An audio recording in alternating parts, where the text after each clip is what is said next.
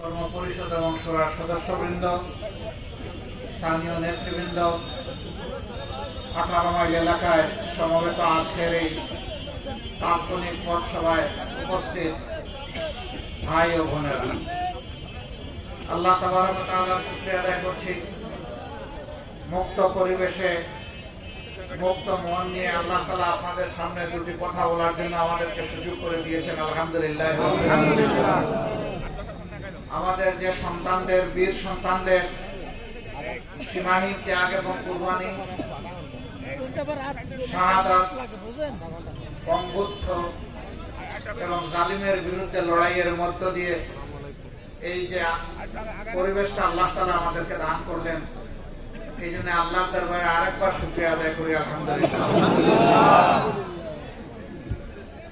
2006 সালের 28 অক্টোবর থেকে শুরু করে 2024 সালের 5 আগস্ট পর্যন্ত ফ্যাসিবাদের বিরুদ্ধে লড়াই করে যারা জীবন দিয়েছেন, মহান রবের দরবারে দোয়া করি রব্বুল ইজ্জত তাদেরকে মর্যাদাবান শহীদ হিসাবে কবুল করুন।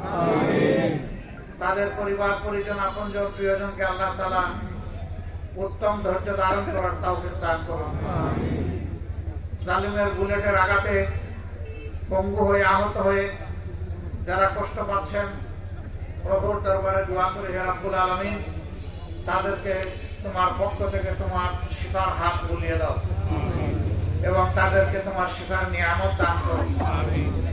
এদেশের যে 18 কোটি মানুষ দেশে এবং প্রবাসে সর্বত্র লড়াই করেছে, আমি সকলের প্রতি কৃতজ্ঞতা জানিয়ে আপনাদের খেদমতে দুটি কথা বলতে চাই।